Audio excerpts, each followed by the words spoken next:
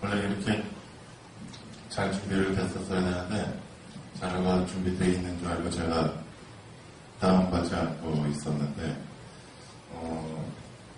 정책 연구에 있어서 통섭 개념의 적용과 향후 과제에 대해서 말씀드리겠습니다. 워낙에 통섭에 대해서는 우리 최 교수님, 지금 원장님, 최 원장님께서 한 일간을 일으켰기 때문에 제가 따로 말씀드리지는 않고 정책 연구에 있어가지고 통섭이 지금 최근에 어떻게 되고 있는가, 그리고 통섭에 대해서 정책학자로서 어떻게 생각을 해야 되는가에 대해서 말씀을 드리도록 하겠습니다. 먼저 이제 논의의 배경으로 제가 생각했던 거는 기본적인 관점이 방금 말씀도 있으셨지만은 모든 분들이 다 인지하고 계시는 통섭이라고 했었을 때의 통섭은 우리 정책학에 있어서는 기본적으로 깔고 있는 개념이다라고 하는 겁니다. 기본적으로 깔고 있는 개념인데 왜 그러면은 정책학에 있어서 많은 학자분들이 통섭에 있어서 왜 이렇게 몸달아하고 어떻게 보면 통섭이라는 것에 대해서 감각적으로 적용해야 한다든가 아니면 통섭에 관련된 방법론이 없는지 찾아보려고 시도를 한다든가 통섭자가 붙지 않으면 시대의 조류에 뒤처지는 것처럼 여겨진다든가 그런 생각들을 왜 하시는지 좀 궁금했습니다. 사실은 그거는 그렇게 할 필요가 없는 일이거든요. 그래서 이 통섭의 시각이라는 것은 우리 정책학의 출발로 보면은 어떻게 보면 오래된 이야기에 새로운 또 다른 버전이 될 수도 있다라는 게 저의 생각이었습니다. 현재 정책 연구에 있어서 그러면은 이 통섭을 어떻게 받아들일까라는 건데 이 통섭을 정책학 연구에 있어서 하나의 패러다임으로 우리가 받아들여야 되는가 아니면은 특정한 방법론으로서 통섭을 가정하게 될 것인가 아니면은 우리가 사회 현상을 설명하는 단순한 하나의 그 현상적인 측면으로 통섭을 봐야 될 것인가 많은 분들이 다 각각 보시는 시각이나 자세가 다 달랐었습니다. 그래서 저는 이런 것들을 어떠한 패러다임이나 방법론에 한정짓지 말고 다층적으로 보는 게 오히려 통섭에 대해서 진정하게 이해할 것이다 라고 생각을 하고 있고요. 그리고 이번 연구에서는 정책 연구에 있어서 통섭이 과연 어떻게 비춰지는지를 개략적으로 살펴보는 차원으로 접근을 했습니다. 이건 장자에 나오는 이야기입니다. 그 유명한 이야기인데 오히려 이번 취지를 다 이해를 하기 좀 편하지 않을까라고 해가지고 제가 집어넣었습니다.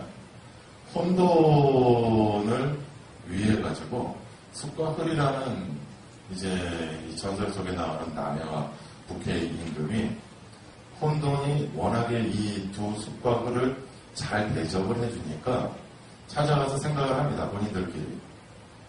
마치 학문의 세계 그리고 현실의 세계가 숲과 흙처럼 우리 한번 이 방법론을 써보자라고 해서 칼 한번 찔러보고 저 방법론으로 한번 찔러보자라고 해서 찔러보고 하지만 그렇게 계속 찌르고 나는 뒤에 보게 되면은 남는 거는 현실 세계에서 결국 여기 이 내용처럼 혼돈이라는 거는 죽어버리게 됩니다. 실체에 대해서 제대로 인지하는 것이 아니라 본인이 가지고 있는 방법론이나 아니면 본인의 시각으로 현실을 보는 그 순간에 결국 우리가 흔히 이야기하는 장님 코끼리다리 만지기가 되는 것이고 그렇게 되다 보면은 정말 중요한 것은 우리는 제대로 살펴보지 못한다라고 하는 겁니다. 여러 가지 이야기가 있습니다. 장자가 이야기할 때 호정봉이라고 해서 내가 나비인지 나비가 아닌지 모르겠다. 근데 우리는 거기까지만 알고 있거든요. 근데 사실은 그 뒤에 한두 구절이 더 있습니다. 뭐냐면은 하지만 내가 다른 사람과 구별함으로써 내가 내 자신인지를 알겠다라는 그 구절이 장자 안에 녹아져 있죠. 그래서 결국 통섭이라고 했었을 때는 나와 타인을 완벽하게 구분하는 것이 아니라 서로 넘나들 수 있다라는 걸 인정하면서도 그 경계를 보자라고 하는 게 장자의 기본적인 취지였습니다. 우리 정책학에 있어서 이 통섭의 개념이 어떻게 적용되느냐라고 봤었을 때 방금 말씀하신 대로 휴엘이라든가 윌슨 그리고 최재천 원장님의 그 개념들이 다 다릅니다. 다 다른데 각각 비환원주의적인 접근, 환원주의적인 통섭 그리고 또 더 나아가서 포상적인 통섭을 말씀하시는데 저는 조금 신중하게 살펴봤습니다. 그래서 제 나름대로 뭐 통섭의 개념을 짓는다 이거는 뭐 아직까지는 제가 좀 부족해서 그러지는 못할 것 같고요. 다만 이제 서울대학교에서 60주년 기념학술대회 심포지움이 열렸습니다. 그래서 여러 그 학문 분야의 학자분들이 모여서가지고 통섭이라는 거를 너도나도 다 다양하게 이야기를 하니까 그러면은 통섭을 이렇게 잠정적으로 합의를 하자라고 이야기하는 게 맨 아래에 있는 서로 다른 요소 또는 서로 다른 이론들이 한데 모여가지고 새로운 단위로 거듭남의 과정으로 이야기를 하자라고 했습니다. 여기서 중요한 게 하나의 과정인 것이고요. 그리고 서로 다른 단위들이 새롭게 바뀌어야 된다는 것들을 이야기를 하고 있습니다. 그래서 여기에서 이야기하는 학제적이라든가 다학문적 그리고 범학문적인 접근이라고 얘기하지만은 통섭의 처음 취지로 놓고 봤었을 때 저는 한자문화권이라는 게 상당히 다행으로 여겨지는 게 우리가 직관적으로 해석을 하거나 아니면 그 개념을 아주 응축해가지고 받아들이기에 상당히 도움이 많이 됩니다. 그래서 사실 우리가 그동안 통섭이라고 인식했던 많은 것들은 한데 모아가지고 그거를 관리하는 차원, 그 차원이 아니라는 얘기죠. 한데 모아서 관리한다는 거는 가장 핵심적인 게 삼강오륜입니다. 삼강오륜에 있어가지고 그 강자가 별이강자거든요. 별이강이라는 게 뭐냐면 그물포를 꿰서 올라오는 겁니다. 통섭은 어떻게 보면은 삼강오륜에 있어서 그 별이강자를 이야기를 하는 겁니다. 하지만 우리가 지금 보편적으로 받아들이고 있는 통섭은 어떻게 보면 네트워크적인 통섭이고 쫙 뿌려져 있는 그러한 통섭을 우리는 되게 많이 받아들이고 있습니다. 별이강이 바로 이 통괄할 통자랑 이 통한다라는 것이죠. 근데 말과 용어를 다 달리하는 데서 혼돈이 많이 일어나게 됩니다. 통섭의 대두 배경은 말씀하신 바대로 학문적인 체계적 그리고 지식 활동에 대해서 인식하는 것이 이제 한계에 부딪혔고 여러 다층적인 문제들을 가지고 있기 때문에 그걸 해결하기 위해서 학자 그리고 학계에서 접근을 하게 되는데요. 제가 약간 좀 도전적인 그런 이제 제목을 밑에 썼습니다. 죄송하지만 이 통섭 개념이라는 게 상당히 무비판적으로 우리 사회에 널리 퍼졌습니다. 근데 이 무비판적으로 퍼진 이유는 사실은 학계에 계신 분들의 탓이 크지 않느냐라고 생각을 합니다. 저도 마찬가지고요. 어떻게 되냐면은 매번 정책 보고서를 낼 때나 아니면 연구 논문의 뒷부분을 쓸 때 매번 하는 게 정책 대안 이야기할 때 학제 간의 연구를 해야 된다. 통섭적인 접근을 해야 된다. 이런 식으로 마무리를 하고 그냥 한두 마디 집어넣으시고 그리고 나는 열심히 했다. 이렇게 끝나는 경우들이 되게 많았었습니다. 그리고 방금 직전에 말씀하신 대로 사회생물학에 대해서 잘 몰라요. 그리고 진화론에 대해서 잘 몰라요. 하지만 그냥 개념 몇 개를 들어가지고 그냥 차용해서 씁니다. 그리고 나서 나는 이 부분에 대해서 논문 썼다. 이런 식으로 스스로를 자유하는 경우가 되게 많습니다. 그리고 생태론에 대해서 써야 된다라고 어떻게 보면 강박적인 관점입니다. 왜 꼭 생태론에 대한 그런 개념을 적용해야 되냐라고 물어봤었을 때 그걸 제대로 대답을 못하는 경우도 아마 많지 않을까라고 생각을 합니다. 그리고 이 사회생물학이라는 것에 대한 제대로 된 성찰을 하기 위해서 노력을 많이 하지 않겠고 세 번째로 우리나라에 있어가지고 이른바 과학이 갖고 있는 과학 절대주의가 상당합니다. 사회과학자들 질적인 연구보다 양적인 연구를 더 신뢰하고 계량적인 접근을 더 좋아합니다. 우리 정책학도 마찬가지고요. 행정학도 마찬가지고요. 더 나아가서 과학적인 연구 방법이 없는지를 끊임없이 찾으면서 보다 복잡한 통계나 보다 더 어려운 고차원적인 것이 무엇이 있나라고 고민하면서 현상에서 점점 더 괴리가 됩니다. 그런 괴리 과정을 거치면서 우리 세상에서는 결과적으로 이 정책학이 일반적인 자연과학이나 아니면 응용과학에 그냥 함몰되어버린다라는 거죠. 그리고 우리나라에서 좀 고유한 것은 뭐냐면요. 이른바 통섭 개념에 대해서 어렸을 때부터 다 알고 배워온다는 겁니다.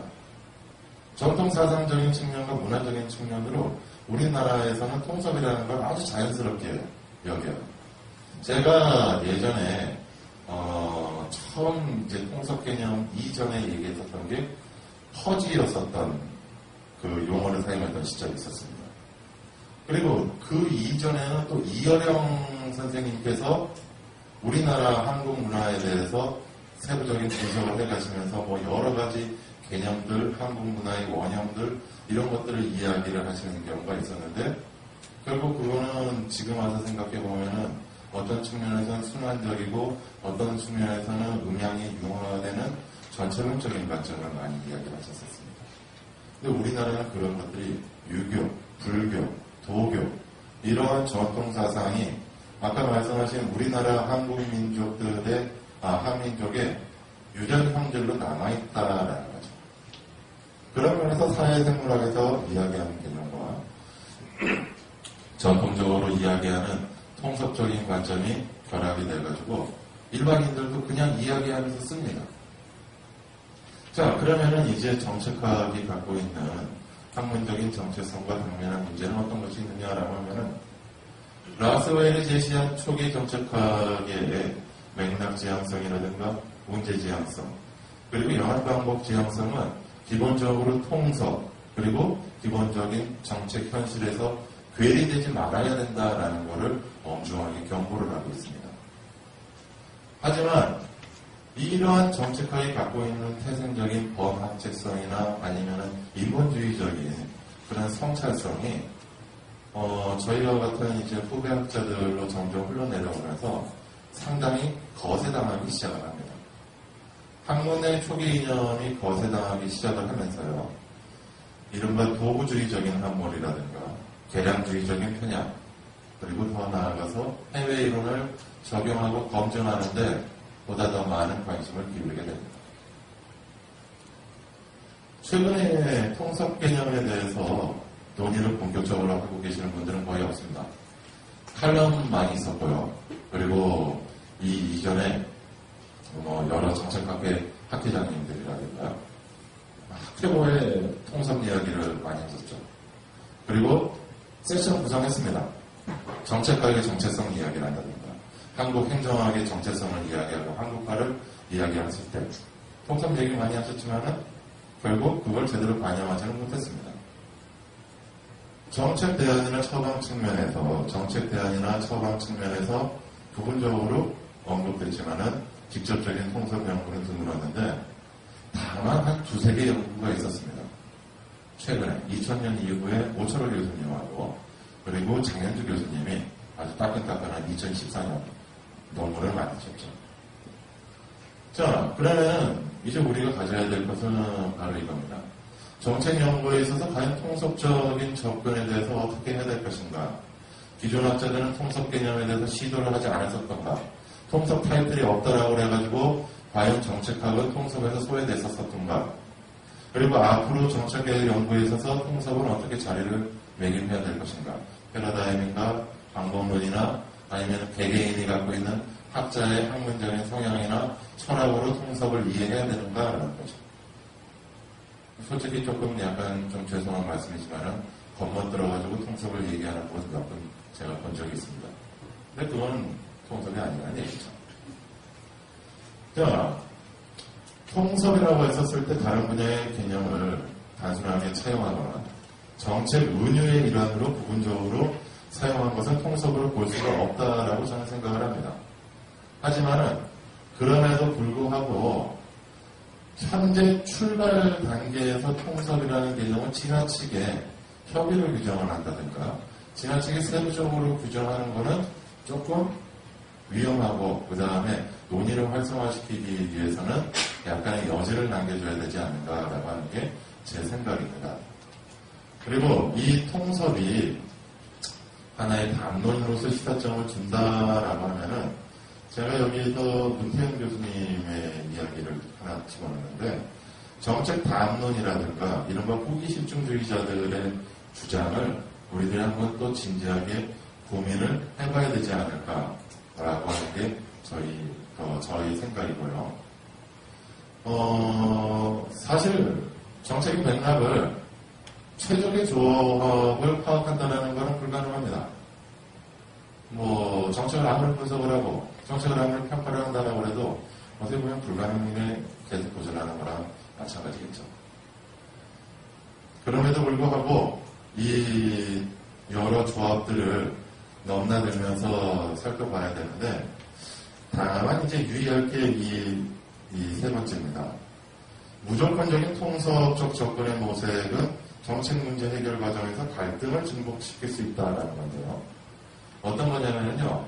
정책 딜레마를 연구할 때 우리가 통으로 이해하기는 상당히 쉽지가 않습니다. 정책 딜레마 문제를 해결하기 위해 가지고는요. 문제를 세분화해가지고 접근하는 경우도 있습니다. 그럴 경우에는 하나하나 문제를 나눠가지고 보는 것이 오히려 더 바람직하고 통섭이라는 타이틀이나 아니면 통섭적인 시각이라는 것을 강조하면서 전체를 다 아우르려고 하다 보면은 문제 자체를 해결하지 못할 수도 있다는 거죠. 이게 또 어떻게 보면 역설적으로 흘러갈 수도 있습니다. 그래서 제가 정책 과정별로 봤었을 때 이 단계별로 보면은 통섭은 어떻게 적용되는지 용이할까라고 하면은 일반적인 정책 과정 단계로 왔었을 때 통섭적 관점의 적용은 주로 정책 의제 설정과 그리고 정책 결정에 있어가지고 보다 많은 작용을 하고 있다라고 여겨지고 있습니다. 일반 고약한 문제를 해결하기 위한 이론적인 토대가 될 수 있을 것이다라는 것이고요. 그리고 이 정책 평가에 있어서도 인본주의적인 접근이 가능할 것이다라고 판단이 되고 있습니다.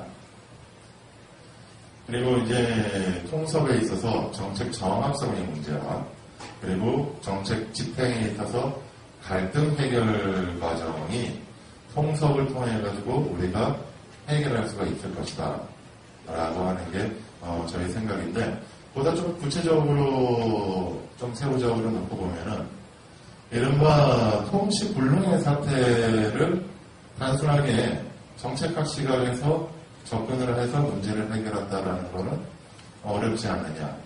이를 해결하기 위해서는 다양한 정책 참여자와 구성원들이 함께 논의를 해야 되지 않느냐. 그리고 딜레마와 가외성의 문제도 역시 마찬가지라고 생각이 됩니다. 그래서 좀 빠르게 진행을 하면요. 최근의 연구에 대해서 이야기를 말씀을 드리면 형사정책에 있어서는 뇌과학이라든가 여러 가지 법경적 이런 연구와 결합이 돼서 본격적인 통섭 논의가 진행이 되고 있는 상황이고요.